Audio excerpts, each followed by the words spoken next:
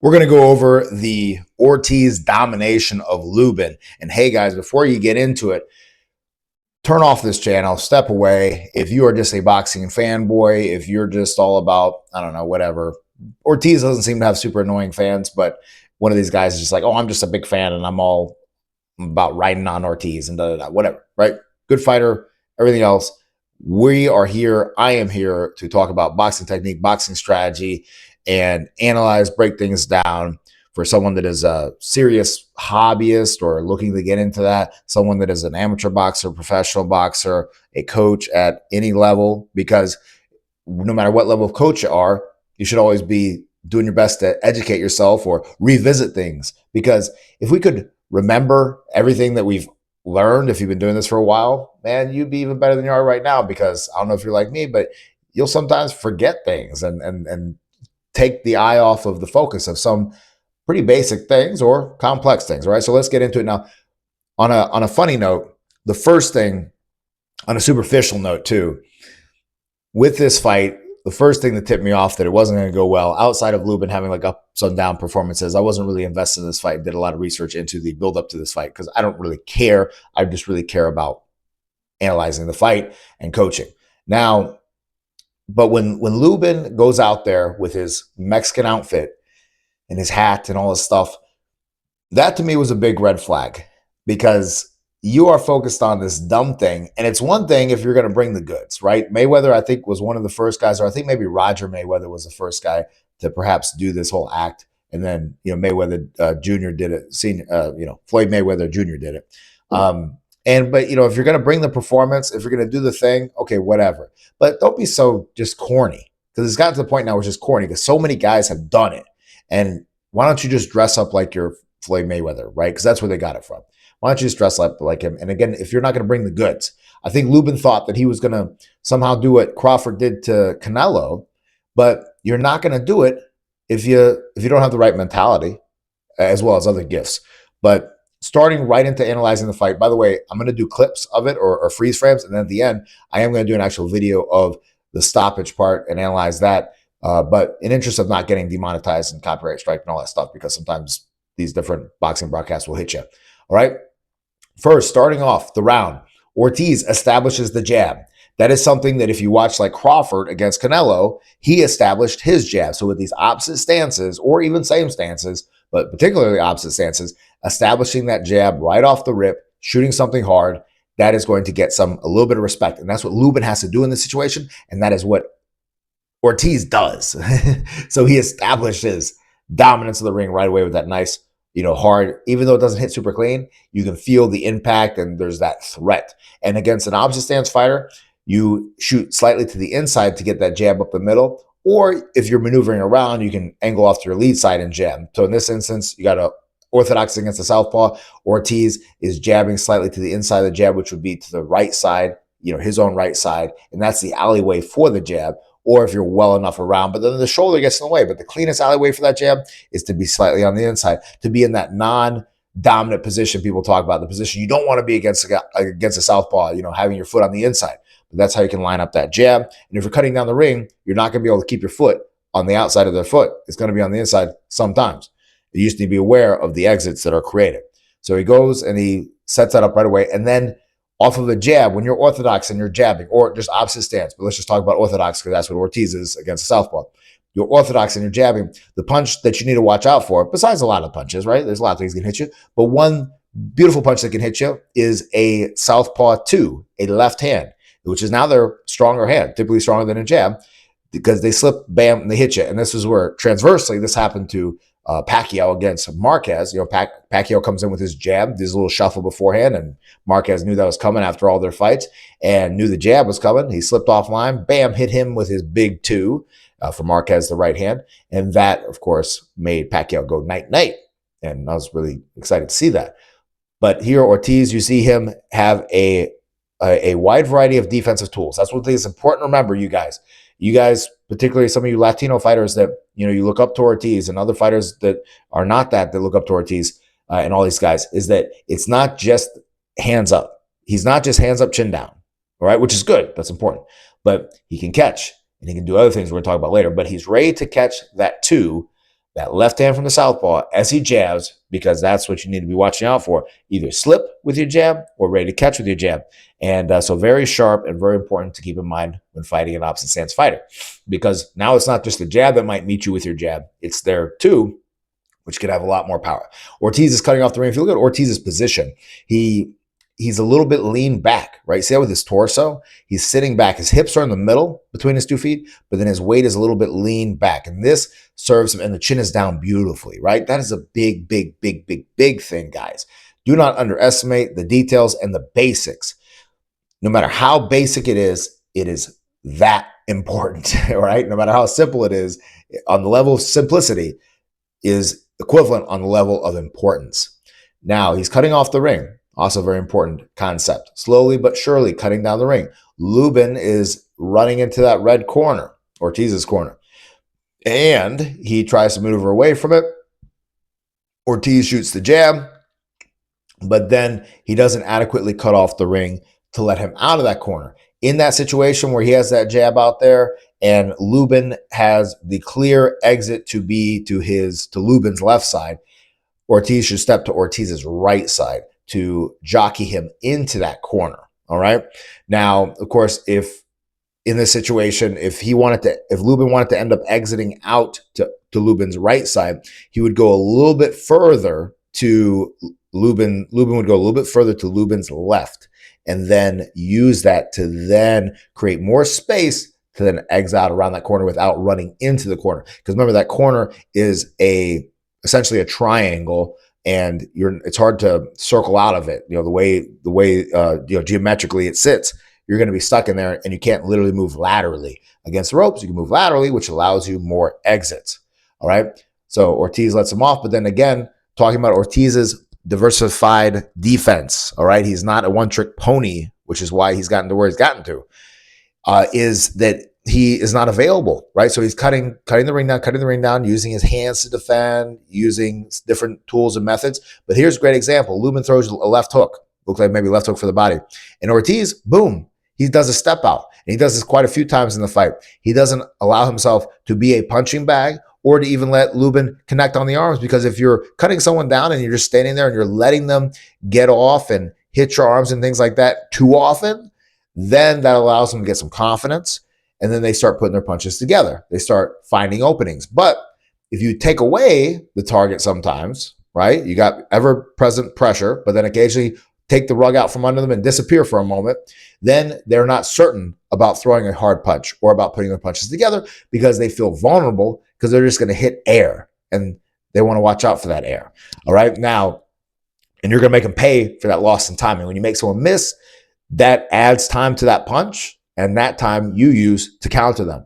And against a puncher like Ortiz, that's extra scary. You're going to feel like, oh, I'm going to lose energy by missing punches. So again, it's just a very important thing to mix in for you guys that are pressure fighters, to mix in the step out as well as all of your other defensive tools to add variety, to add really disturbance to what your opponent's doing.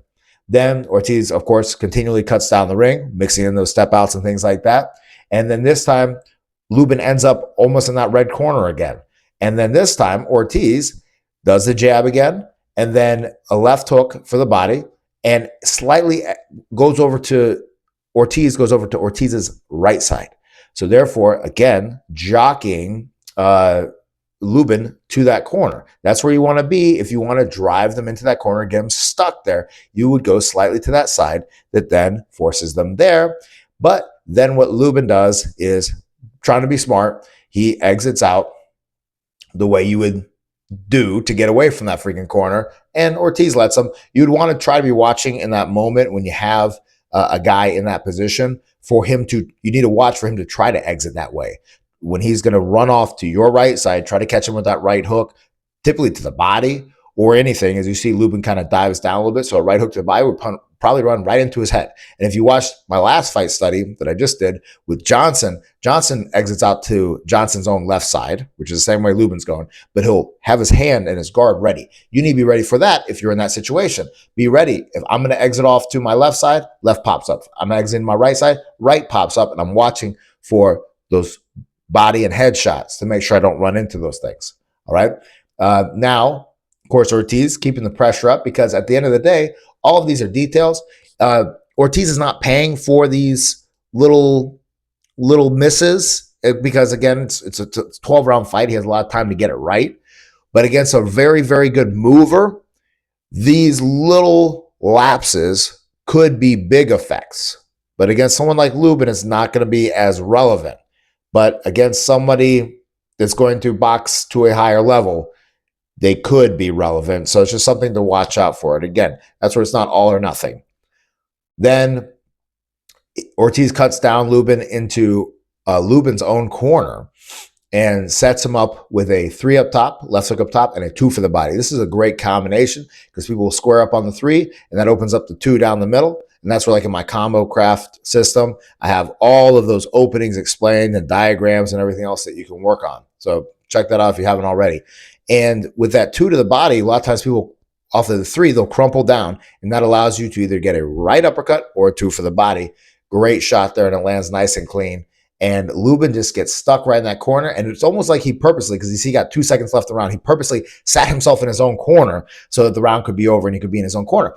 And that's where I've mentioned this in other videos. This real beginner coach that I remember working around going back 10 plus, like probably 12, 13 years ago, he would try to tell his guys, hey, make sure you end up, the round, you finish the round in your corner.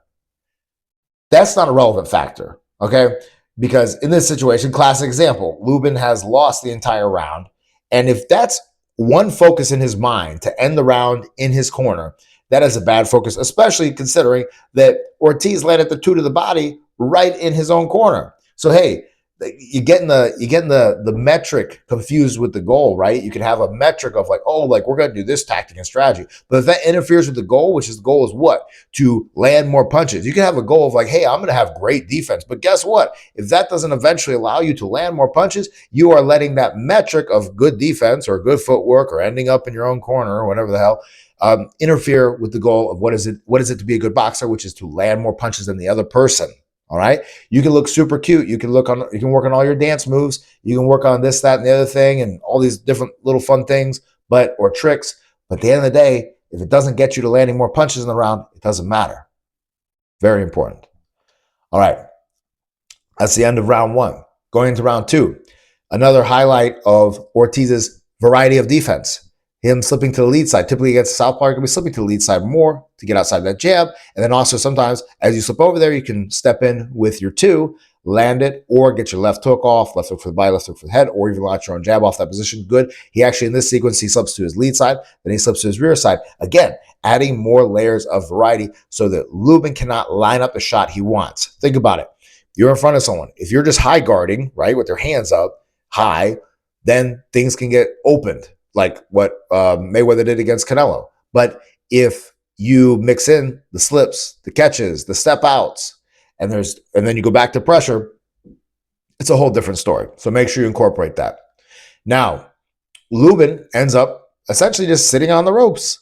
And that's where Ortiz is like, okay, dude, if you want to do this soon, that's fine. Like, think about how Ortiz did not have to break down the body much at all or anything to get this. And Lubin's like, hey, I'm going to pretend like my legs are shot, my body's broken down. I'm going to end up. I doubt this was his plan, but sometimes in the heat of the moment, you lose focus. And this is where at any level, but specifically at this level, losing focus is extremely, extremely dangerous. And that's what oftentimes separates an amateur from a pro, meaning actually like a good pro, because you can be pro and not have any experience, whatever, and just pay your fee for your license, $25 at the state athletic commission to become a professional fighter. But an actual real pro is that they will keep focus. They can keep focus for round after round after round, and an amateur will have lapses in focus. Now, Ortiz, I want to highlight this beautiful left hook for the body. It didn't have like a dramatic effect, but again, I just want to highlight it as what good punching looks like. His palm is up facing his head, right? So it's not like up to the ceiling. It's up, meaning it's slightly cocked up facing his head, like he's reading something on his palm. And his wrist is bent so it can wrap around the elbow. This is a good left hook for the body, a good left hook for the liver. It's not an uppercut. It is a hook. This is how you throw a hook to the body. Practice this. If you don't practice this, you are missing out on great opportunities to hit one of the most destructive areas to hit on a person, the liver. Now, Ortiz Again, now this is a good example of him doing a little left hook. It wasn't a big one, but just, kind of almost like a throwaway punch. But this is smart boxing because he's here and Lubin is right near that neutral corner. And if you wanted to drive Lubin into that neutral corner, if that was your goal, you would do a lot of left hooks to drive him there. But Lubin's just happy to sit there. And I think Ortiz can feel that he's going to sit there. So he's not even trying to do all that jockeying. But again, like I mentioned earlier, against a very proficient mover, these little things might be the opening enough for that elite level mover to take those and take away your action, take away your momentum, and give you a tough night so it doesn't end up like it did for Lubin. All right. Then Ortiz unleashes a beautiful combination that, like, for instance, again, I talk about in the ComboCraft system. I talk about in my other videos as well. The rear hook for the body, right hook for the body, the right uppercut, and then the left hook. And the left hook comes around the hands. So see that? Hands are up, but because of that palm facing, curving the wrist, he wraps it around. And that is so important if you want to get people out of there, for you to know how to go around, go through, up and down, every which way, around people's arms and hands to land the punches you want, which is exactly what Ortiz does. Then he shoots a big right hand over the top, and then he goes to a move that I call uncover. A lot of people act like Lomachenko invented this move. No, he just kind of brought it back into the public awareness of ripping down someone's guard, like I call it uncover, uncovering the hand, and then shooting a big right hand. Boom. And to be clear, too, he sets this up by kind of controlling with the left arm a little bit and then does it, which makes it even more effective. Then after that, I wanted to highlight his beautiful pivot on a left hook. Again, you have all these people talking about, and again, don't be wrong, it's not like you have to pivot on a left hook in order to make power. You can show me hundreds of videos of people making big power with the left hook and not pivoting, okay? But here's Ortiz, though, because I always love just highlighting these examples since everyone on Instagram acts like now pivoting on the left hook is just not a thing. Here's Ortiz pivoting on a left hook. See that foot pivot? Boom. Okay. Pivoting on a big left hook, and then he kind of swings himself over to the side. And so again, if Lubin was a mover, this would be a time that Lubin could exit. So that could be a challenge. But look at this. Lubin's just sitting on the rope squared. He's hurt at this point. He's already concussed. He's essentially about to have the ropes hold him up. And look at that again, talk about the pivot, the rotation of the hips. Ortiz has that back foot turned beautifully, a little bit high on the toe, but that's okay. Bam, rotating hard. Then he comes back with a big left hook he tries to throw. And look at this placement again right before the ref comes in. Okay, not a super clean shot, but again, look at the placement of the arm. The slightly bent in wrist, slightly, not a lot, slightly. And the arm position, the elbow is slightly below the fist. Perfect, shoulders popped up for it. Rotating the body, beautiful example of a left hook. And then the ref comes in, stops the fight, and that's the end of the story. Now, let's go through and watch the, in slow motion, the highlights.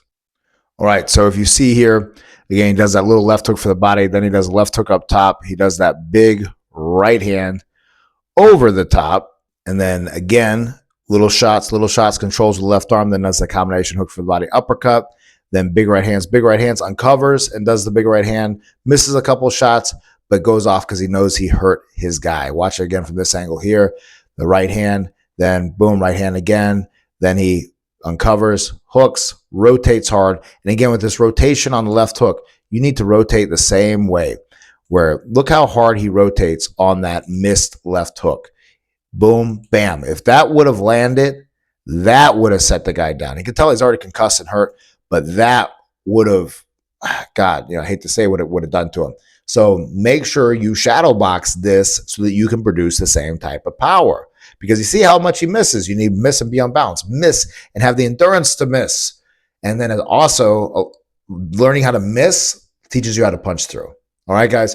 And if you want to learn how to put your punches together, make sure you check out that ComboCraft system on my Patreon page. Hop on that, grab that. I've already got a lot of great reviews on it and a lot of people getting a lot of progress with it. So if you're not there, you're missing out. I'll see you there and on the next video.